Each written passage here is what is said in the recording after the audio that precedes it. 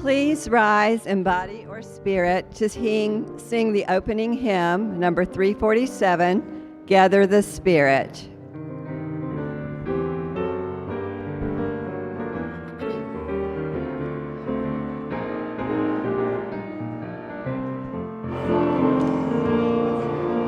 Gather the Spirit, harvest the power of separate fires, will kindle one flame, witness the mystery of this hour. Our trials in this light appear all the same. Gather in peace, gather in thanks, gather in sympathy now and then, gather in hope, compassion and strength, gather to celebrate once again. Gather the Spirit of heart and mind, seeds for the sowing are laid in store, nurtured in love and conscience refined, with God's Spirit united once more. Gather in peace, gather in thanks, gather in sympathy now and then, gather in hope, compassion and strength, gather to celebrate once again. Gather the Spirit, growing in all, drawn by the moon and fed by the sun, winter to spring and summer to fall, the chorus of life resounding as one. Gather in peace, gather in thanks, gather in sympathy now and then, gather in hope, compassion and strength, gather to celebrate once again. Please be seated. Good morning. Oh my gosh, so lively already. What is this day going to be like with so much life already? And welcome to this Sunday service of the Eno River Unitarian Universalist Fellowship located in Durham, North Carolina. I'm the Reverend Jim Lewis, Minister of Lifespan Faith Development and Pastoral Care. And whoever you are, wherever you come from, whatever your race, gender identity, whomever you love, and wherever you are on your spiritual journey, you are welcome here. If you're new to this community, and especially if you're visiting with us for the first or second time today, I invite you to rise in body or spirit, or please introduce yourself in the chat box if you're watching the live stream, so that we may all give you an ERUUF welcome. Let's see, is there anybody out there today? Oh my gosh, there are some people. Hello, welcome. Welcome, good to see you. Oh, welcome to you too. Thank you for choosing to spend your Sunday morning with us. If you have children or youth with you, they're invited to attend one of our religious education classes when the children are sung out after the time for all ages in this service. Now, we would usually invite those visiting to the Inquirer's class for visitors and newcomers right after the service. But it's not happening this week. It will return next week. We'll explain why it's not happening this week in a minute, but many of you know why. There is always a lot going on here at ERUUF, both today and throughout the week, and you can find out more in the e-news and on the homepage of our website at eruuf.org under events. A couple of items of note this week. Our coming-of-age youth are having a fundraiser for their Boston trip this coming Saturday evening. It is a parents' night out. Parents can bring their children, and for a fee, we will feed them and entertain them with some time playing together in beloved community. Please tell all your friends who are parents to check the Friday e-news for more details and registration. We also have many new adult program offerings starting this month. Again, check out that e-news for information and registration. And also, just to let you know, we don't have coffee hour after service this week. It will return next week. It's taking a break today because, as you know, a big event is happening this afternoon. Reverend Jacqueline Brett's installation as lead minister of ERUUF is this afternoon at 4 p.m. We are bursting with enthusiasm for the events tonight with visiting UU dignitaries, thoughtful ceremony, and of course, dinner and dancing. We look forward to seeing you here at 4 p.m. today. Now, our guest minister delivering today's sermon is the Reverend Leslie Takahashi.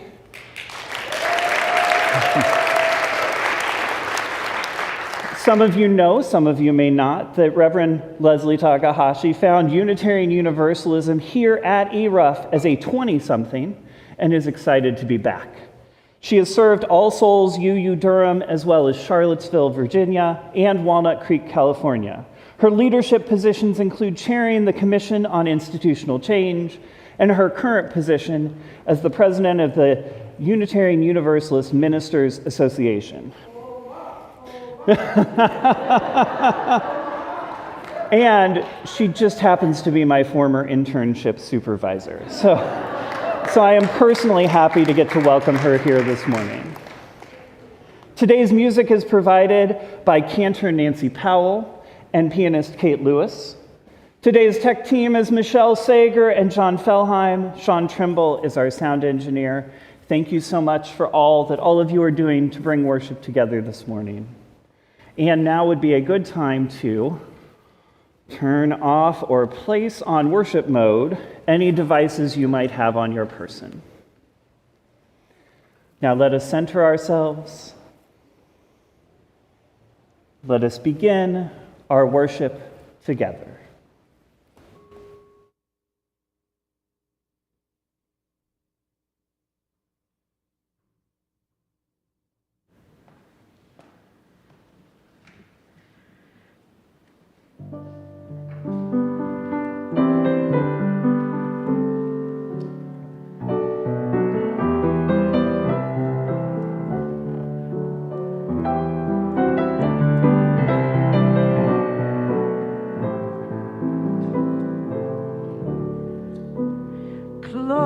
This day in joy, clothe this day in hope.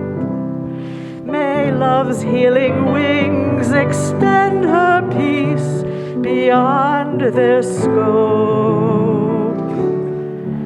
Knowing what we know, yet growing every day. May the light of faith illuminate our way and bless us all on Installation Day.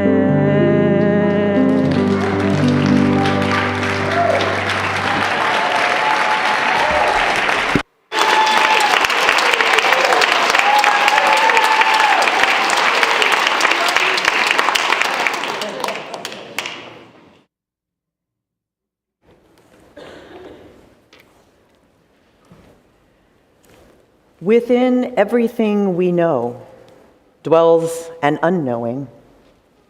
For every answer, a question, maybe two. For every joy, a sorrow keens. For every sorrow, a joy, or maybe six. We gaze up at the stars, faces turned up, like beseeching palms. With every learning, we seek an unlearning. Near every truth, a feeling, or maybe 10.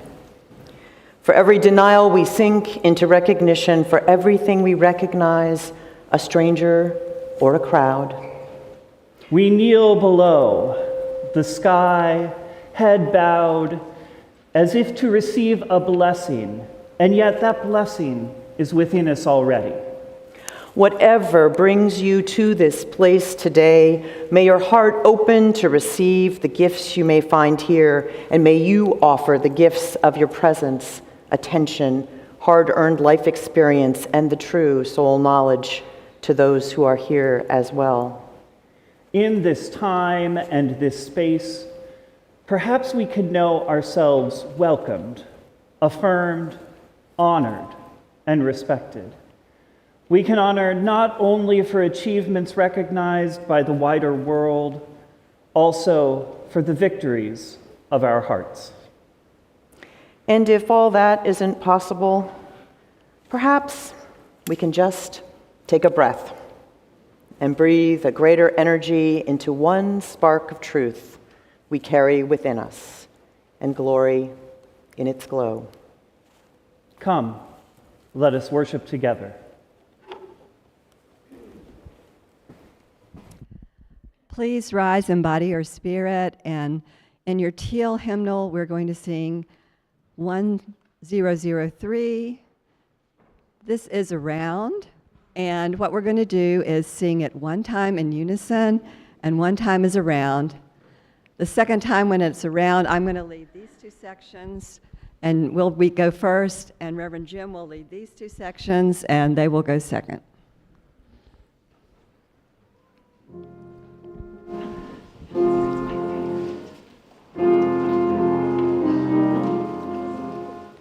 Where do we come from? Where are we?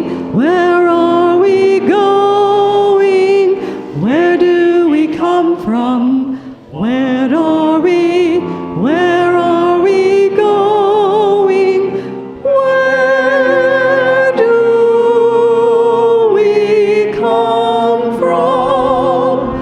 Where do we come from? Mystery, mystery, life is a riddle and a mystery. Mystery, mystery, life is a riddle and a mystery. Where do we come from? Where are we going? Where do we come from? Where are we going? We come from, where are we? Where are we going? Where do we come from? Where are we? Where are we going? Where do we come from? Where do we come from? Mystery, mystery, life is a riddle and a mystery. Mystery, mystery, life is a riddle and a mystery. Where do we come from? Life is a riddle and a mystery. Where do we come from? Where are we going? Where do we come from? Where are we going? Where do we come from? Where are we going? Please be seated.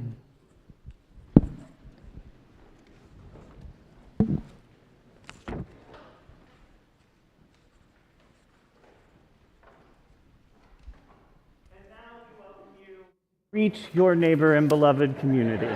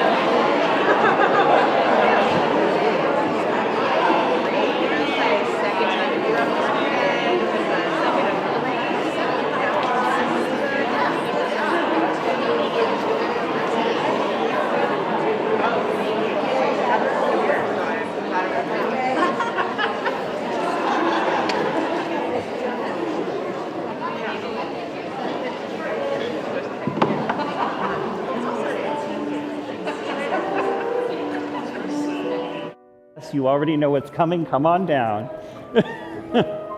For our smallest and our mediumest and our biggest and our children of all ages, our children at heart, to come on down for this time for all ages, which is for all of you and for all of you and for you and for you. Excellent. A very enthusiastic walk. I love it. Be careful, my friend. We don't want any injuries. All right. Come on down. Find a seat. Hello. So we have a lovely story today. And this is a story, sometimes how we get to care for others, and sometimes how we need others to care for us in tricky times. And the name of the story is Thank You, Amu. Now, Amu it means in the Igbo language, which is a language spoken in Nigeria, it actually means queen. But the author of the story, Agemora, that's what they always called her grandmother. And this is a character that reminds her of her grandmother. So when we hear Amu, it actually means queen, but for the author of the story, it meant grandma too. All right, let's see what Amu is doing today. On the corner of First Street and Long Street, on the very top floor, Amu was cooking a thick red stew. In a big fat pot for a nice evening meal, she seasoned and stirred it and took a small taste. "What a delicious stew," Amu said. "Tonight's dinner will surely be the best I have ever had." Has anybody here ever eaten stew? Stew, we've got some people who have had stew. I too have had stew. I do enjoy it. I'm a big stew enjoyer. All right. Oh, friends over there at the screen, point your faces this way. Turn it around, there you go. With that, Amu put down her spoon and went to read a book before supper. As the thick red stew simmered on the stove, its scrumptious scent wafted out the window and out the door and down the hall and down toward the street and around the block until, knock, someone was at the door. When Amu opened it, she saw a little boy. "Little boy," Amu exclaimed, "what brings you to my home?"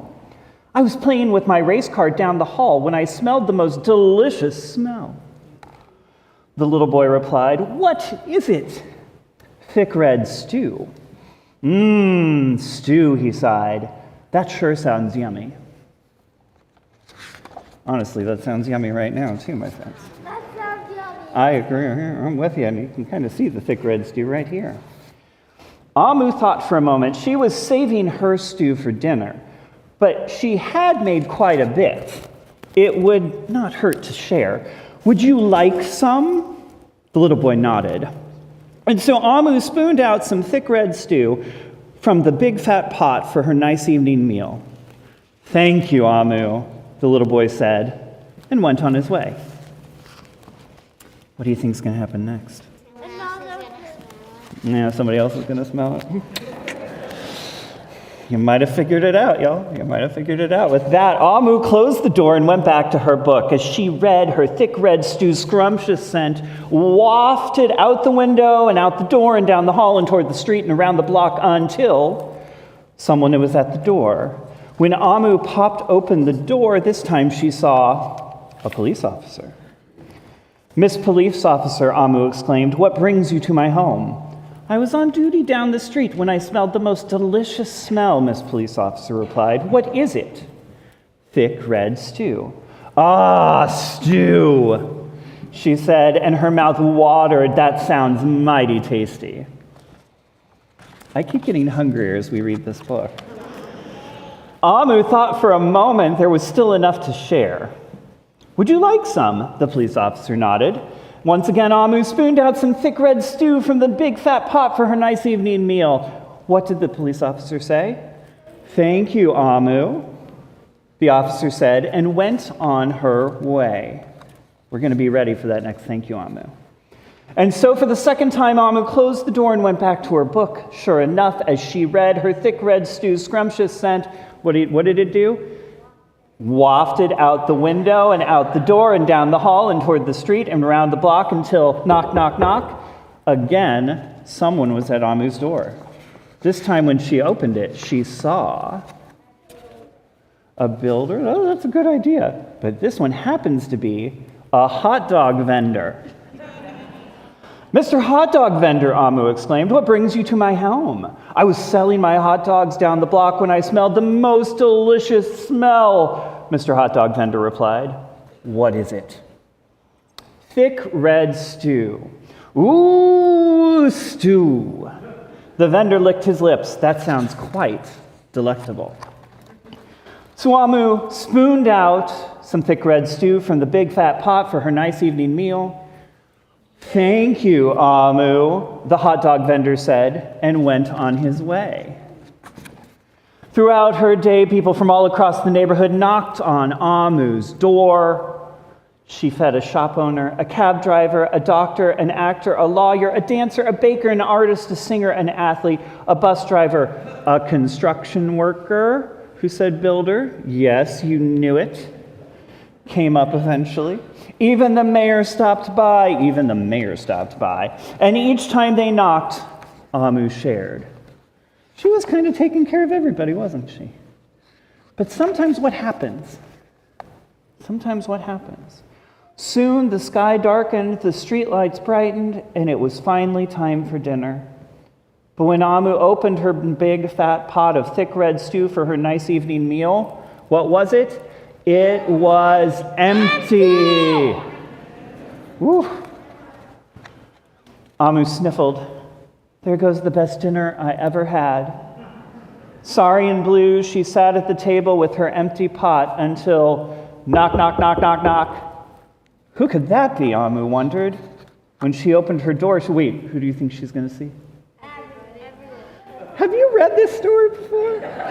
I haven't read it to you before, but you might have read it. The little boy, the police officer, the hot dog vendor, the shop owner, the cab driver, the doctor, the actor, the lawyer, the dancer, the baker, why, everyone she fed today was at her door. I'm sorry, everyone, Amu sighed. My thick red stew is all gone. I have nothing left to share. The little boy tugged at Amu's sleeve. Don't worry, Amu. We are not here to ask. We are here to give. The police officer carried in a fresh salad. The mayor entered with a roast chicken. The baker brought a collection of sweet goodies.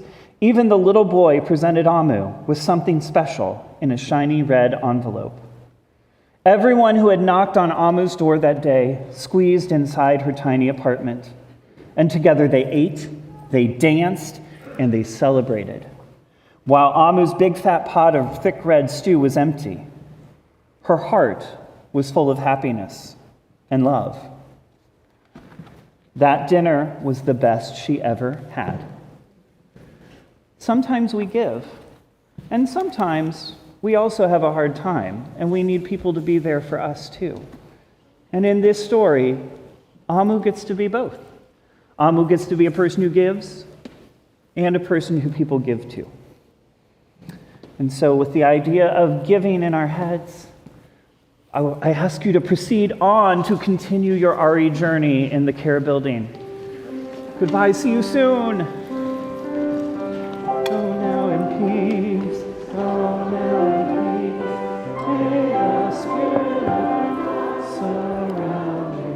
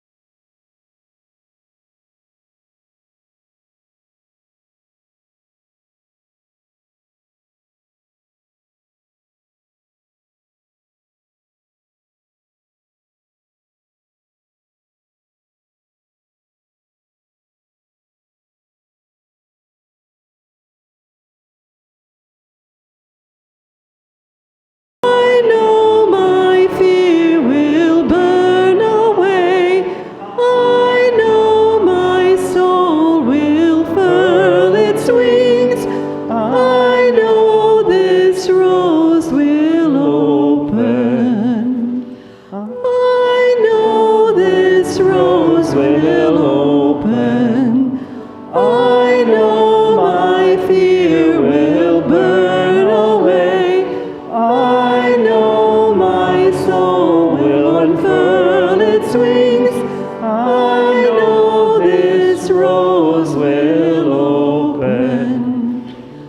I know this rose will I know this rose will open. I know my fear will burn away. I know my soul will unfurl its wings. I know this rose will open.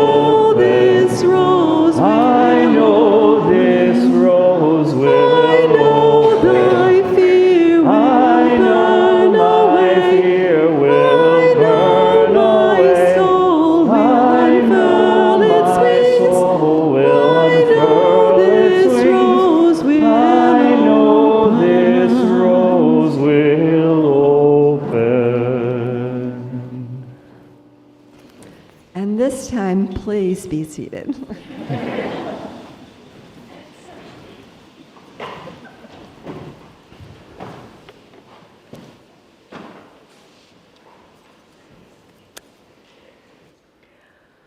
I want to call into this space, in this time of meditation, of the deep ask of prayer, in the spirit of Black History Month, before I begin my formal ask, the names of two of those who have now become ancestors in these recent years, and who have been with me since I stepped foot onto this campus 2 days ago.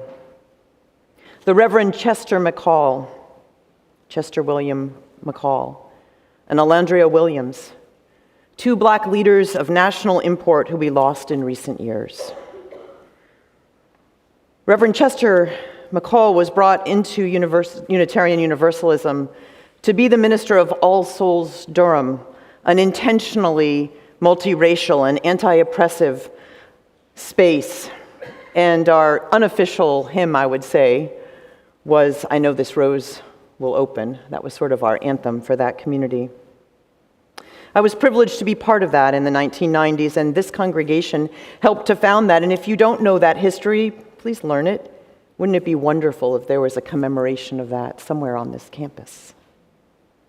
Alandria and I met when E was 16, and we spent time here on this campus as part of the district's anti-racist transformation team in the late 1980s. And if you don't know about this part of this congregation's history, please ask someone who knows it. And in light of the recent legislation in this state, I also want to call upon the spirit of John Graves, who was a gay man and an activist who died when I was a young member here, still in my 20s. And I remember how he called on all of us to support those fighting for resources for HIV, to combat it, and how it made me realize how much I didn't know. And if you don't know who he was, please know he too is an ancestor here. So for all of this cloud of witnesses, for all of those of blessed memory, we remember and we gather, and their work unfinished now becomes ours. So with this, in this good company, let us enter into the deep ask of prayer, of meditation, of reflection. Spirit of life, God of many names, whose highest name is always love. Please allow us the courage to know what we know. Not the courage to know what we knew a few years ago, but the courage to know what we know today, sitting here. And let us be open-hearted about what we don't know as well. Let us be forever maladjusted, as the Reverend Dr. Martin Luther King Jr. asked us to be, to the inequities of this world, the conditions of this nation in which we gather as people of faith. Let us gather today knowing that those things that feel too big for us to hold alone, we can hold together in sacred community. So much in this world makes our hearts break, and so much in this world still makes our hearts break open. Let us gather all of that with us under this great cloud of witnesses. Amen, Ashe, and blessed be.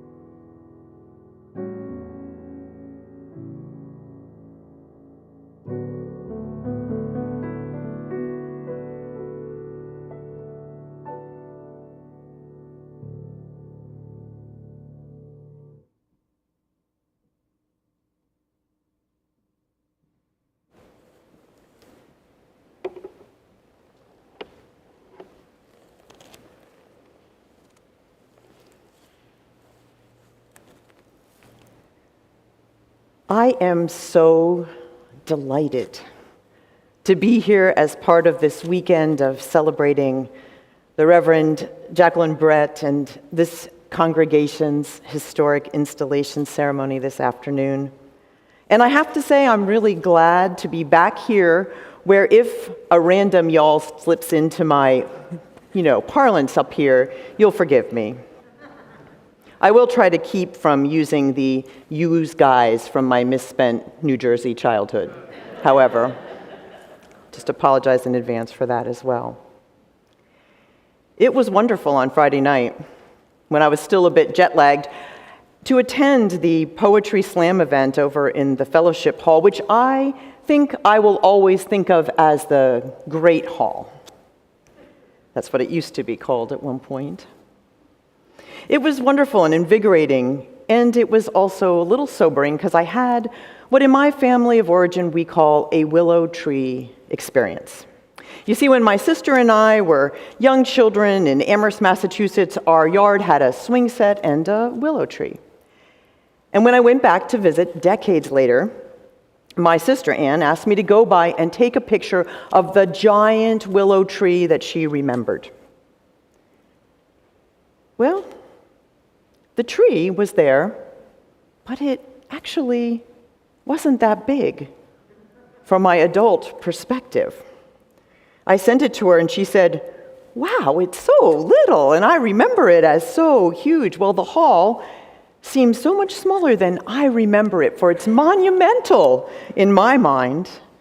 where I spent so many years and where I first stepped into Unitarian Universalism in a real way as an actively suicidal 20-something who a few years later would be transformed into a 29-year-old congregational president. That's what this place did. So when we sing, "Where do you come from?" this is one of the places I come from. I had things inside me, you see, that I didn't know I had, and this congregation just drew them out of me. If you want to blame anyone, I always blame Georgie Searles, and Georgie's here today, so you can talk to her, but luckily there's no coffee hour, Georgie, so you're spared. But I think this is what our congregations do at their best. We don't anoint people. We don't make them holy. We do, though, sometimes restore them to the sacredness already in their blood and their bones and their souls. And as Quaker activist and educator Parker Palmer would say, through community, we reconnect with our divided selves.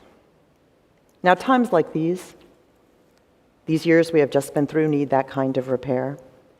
In her new book, Michelle Obama writes about our need to accept that in the world we're living in today, we are going to, on a regular basis, experience both the familiar, the things we know, and the strange. She writes, "These times have left us feeling wobbly and unsettled. They have caused more of us to feel cautious, watchful, less connected. Many people are, for the first time, feeling something that millions upon millions of others have had to feel every day of their lives, which is what it's like to feel out of balance, out of control, and deeply anxious about the future." I don't need to tell you that, or go into a long litany of all the reasons we still have to feel anxious. I did learn recently that in this nation, we have had in 2023, this little fledgling of a year, 40 mass killings already in our nation. Any number of extreme weather events, false news continuing as a norm, and more examples of runaway, abusive hypercapitalism. So we are soul bruised, reluctant to engage, and we can feel that in the divides in our society all around us. We can be unwilling to commit in a world that does not seem to commit to us, unwilling to commit to one another, unwilling to commit to ourselves. In the fall, a book I've written on what faith leaders need to know about trauma may, because we can never quite predict things, but may be published by Skinner House Books, our Unitarian Universalist press. And in my deep, decade-long, unplanned dive into this subject of trauma, I have come to understand a little bit about attachment theory, and I know there are psychologists out there, so I promise you I won't try to explain this in great deal, but I believe that our experiences over these last years have made us wary of attachment as individuals and as communities. Mary. How can we love when so many people we have loved have been taken from us? How can we believe when so much that we have believed in seems to have let us down? Why should we put effort into democracy that can be so quickly spirited away and kidnapped? Why should we struggle to keep our cool when our planet shows evidence of its warming all around us? Well, in her new book, The Light We Carry, Michelle Obama wants people to know that everybody is going to struggle in a world which lacks an easy equilibrium and in which we all face challenges to our resources.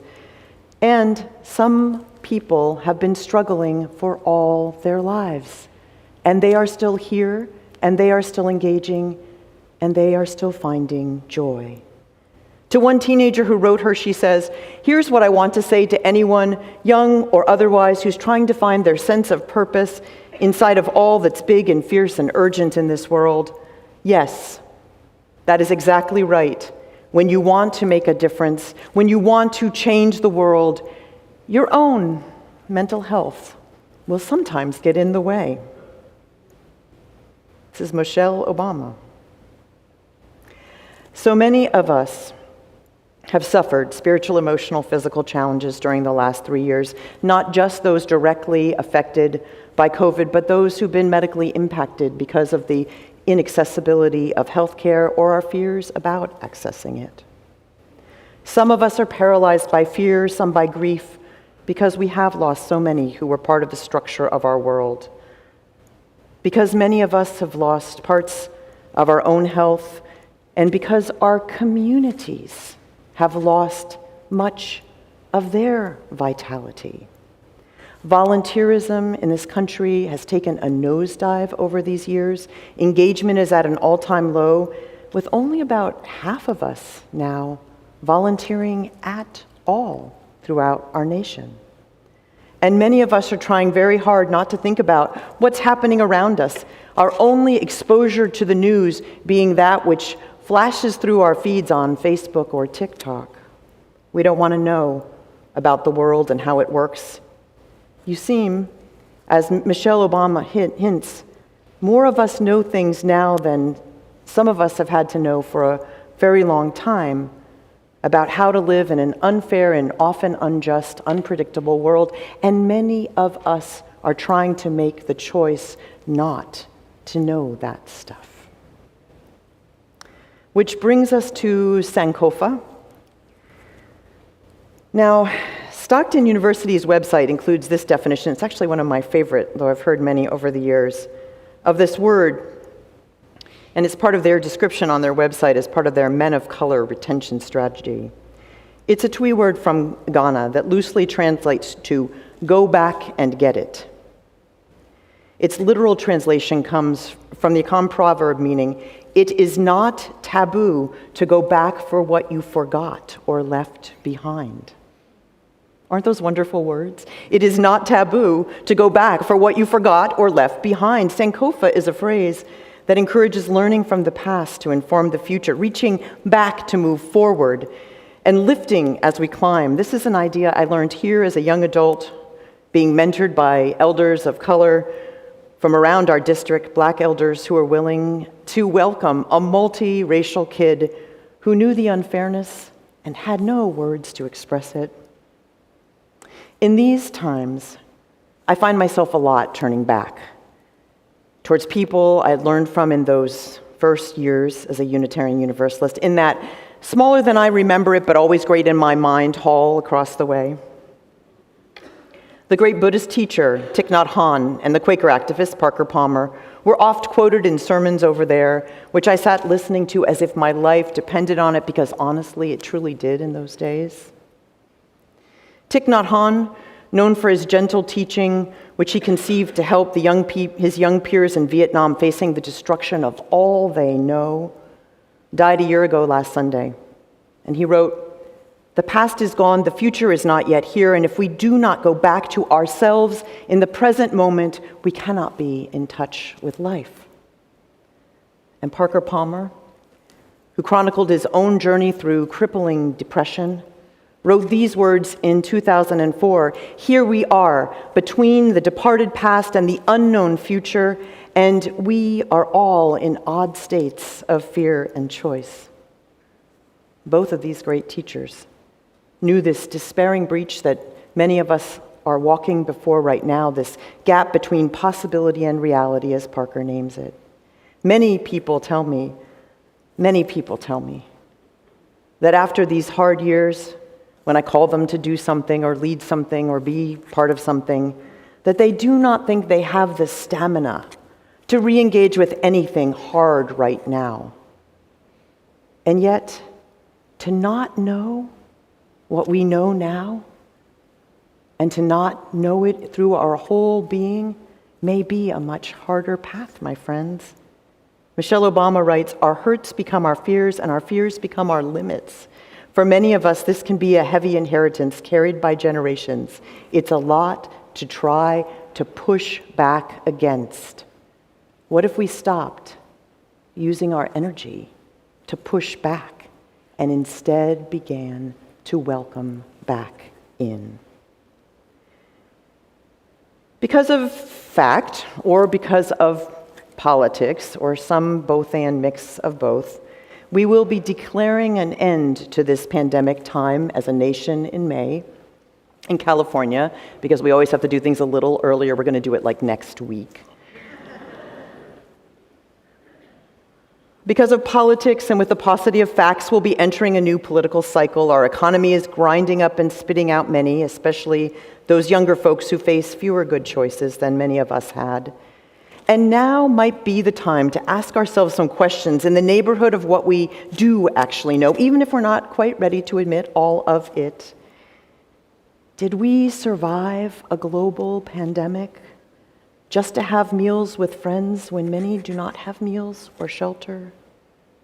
Was the spring of Black Lives Matter a fad among us or a commitment to systemic engagement?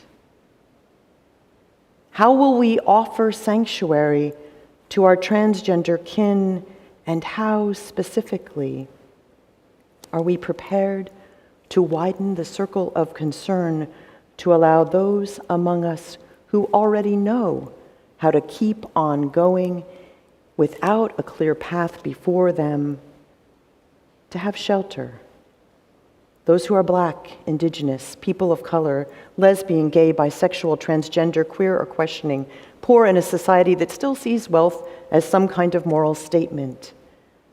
What are our strategies to be community for those living in disabled bodies or women who had their bodies mistreated by the actions and laws of others? How will we welcome those who need to find hope in our walls? In California, at least, we hear a lot about quiet quitting in the workplace. And it also exists, I think, around our larger commitments to one another. That sense of despair that the issues we face are just too large to address, and that sense of powerlessness that has made its way into the very sinews of our being over these last years. And just like with quiet quitting at work, opportunity exists to do away with a lot of what we used to do, even how we gather. It might be that committee meetings where we debate the unnecessary should be a thing of the past. Then we could have time for true engagement in groups where we respect each other's boundaries, where we engage in deep listening, and where we hear one another speak tentatively, and perhaps without even clear words, out of the truths we know now. I believe this soul work, as the late Reverend Marjorie Bowens Wheatley, another who, like Chester and Alandria, leave us the work they advanced and did not complete on their journey through this life. This is the soul work. All of those who came before us saw that gap, and they keep on journeying. I also believe, with every fiber of my body, that the antidote to this soul attachment disorder that we may be suffering from, this extreme isolation from our deepest aspirations, is community, which is why my much older and tireder self is so glad to be here this weekend and see the engagement and the love and the labor you are putting into this precious new beginning. And what I beseech you is that you stay with these commitments into the months and the years to come, for that will be a gift to all of us in this faith. Parker Palmer says communities that can help us traverse the terrifying gaps are called circles of trust. They have clear limits, they have relational boundaries, they have skilled leadership, they have pluralism, and a sense of common ground amid it all. Now, I would wear a visitor name tag here now. Yet, from what I've seen, all of that still permeates the spirit of this place, and that makes my heart glad. And if more of you want to bring it to what you know now, in 2023, and haven't wanted to admit, I'd say the time is now to step up. Exactly a week ago was the one-year anniversary of Thich Nhat Hanh's death, as I mentioned. In Plum Village, the community he built in France after he was exiled from Vietnam, released a new documentary the day before that anniversary about how he navigated the breach between his stroke and his eventual physical death.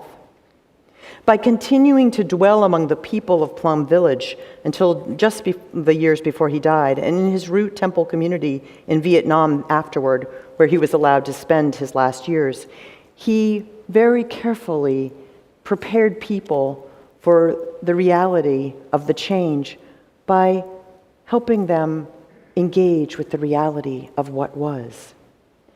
Though his paralyzed face sometimes startled the children, he still played with them.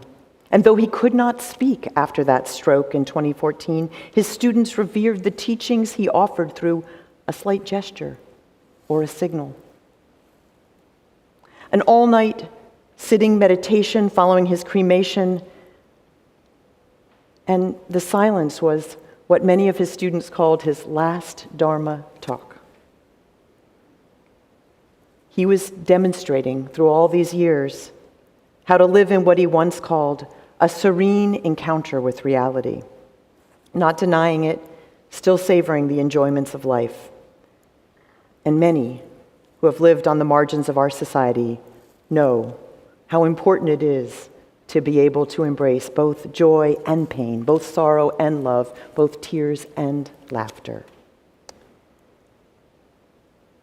I am so glad to be here this weekend. It's good for my soul. It's especially good to witness what you all are doing here. Eno River Unitarian Universalist Fellowship is where I first learned about community, where I first started stitching together the huge breach that was inside of me. There is someone out there today that has that same need, and a lot more somebodies who have never heard of you as well. If we are willing to know now what we know now, we may not solve all the problems of our world in easy order. However, I have no doubt that you will continue to save lives, for I know you are better company than Netflix and more reliable than Amazon.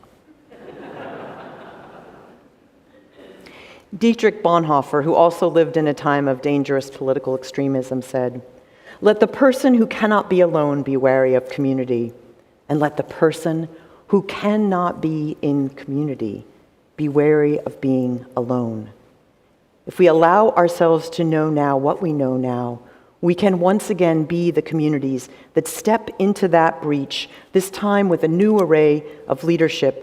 For the love of everything in this precious and flawed world, let us help one another claim the fullness of our being in this world today.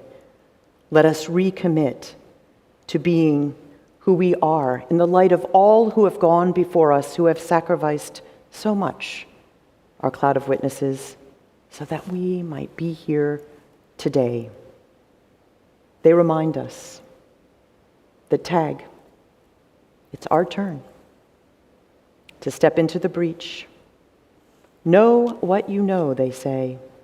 You can, you will, you must. May we be the ones to make it so.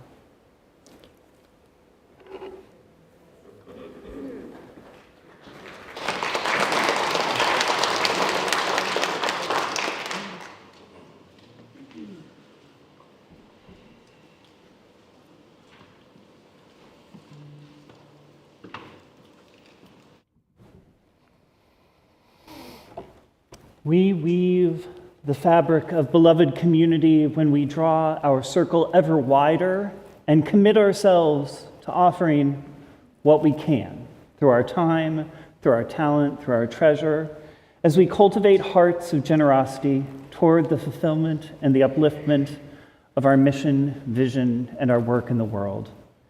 As the greeters come forward to pass the plates, if you do not have cash or checks on hand, we invite you to go to ERUUF.org on your device and hit the Give Now button and follow the instructions from there. If you need assistance with this, you can receive help in the office directly after service. Kate Lewis will now continue with our offertory.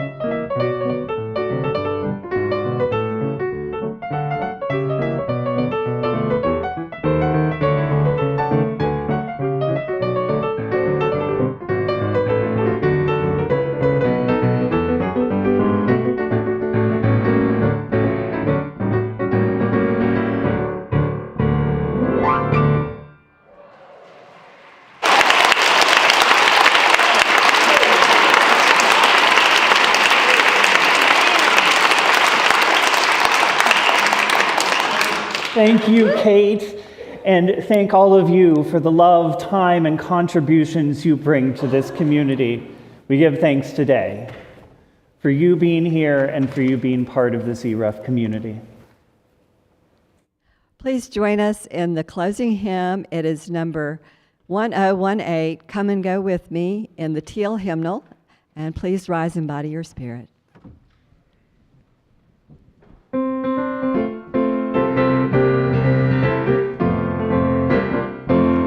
Come and go with me to that land. Come and go with me to that land. Come and go with me to that land where I'm bound.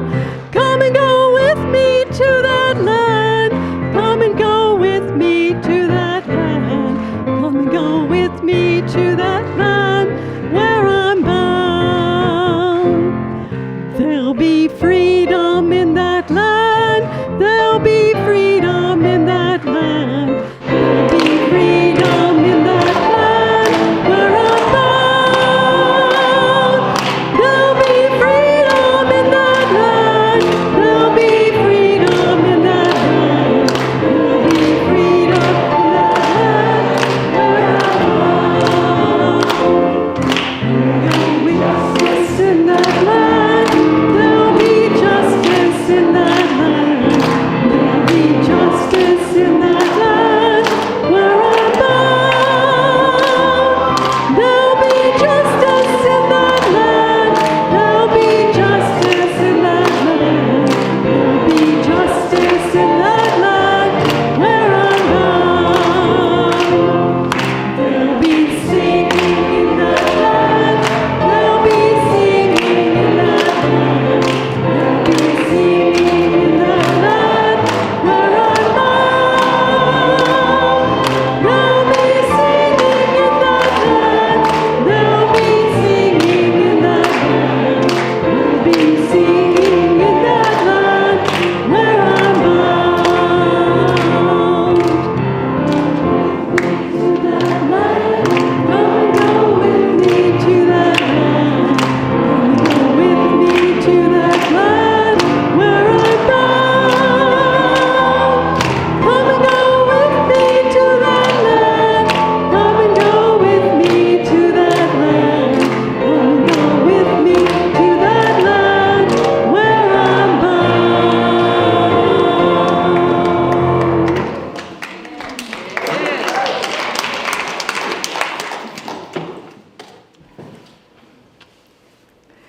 Our closing words today are the words of Michelle Obama. I've heard many stories about how and why we navigate unfairness and uncertainty. I've been asked if I might have in some pocket somewhere a formula for dealing with these things, something that would help cut through the confusion and make the overcoming easier. I'd love to produce a clear, bulletproof set of steps that could help you conquer every uncertainty and hasten the climb to whatever heights you wish to reach. If I had that formula, I'd hand it right over. I, too, lie in bed at night, sometimes wondering if I'm good enough. Please know that, like everyone else, I find myself needing to overcome. The point is, there's no formula, no wizard behind the curtain, no tidy solutions or pithy answers to the big problems we face. Our hearts are too complicated, our histories are too muddled. It might be a while before we find our footing again.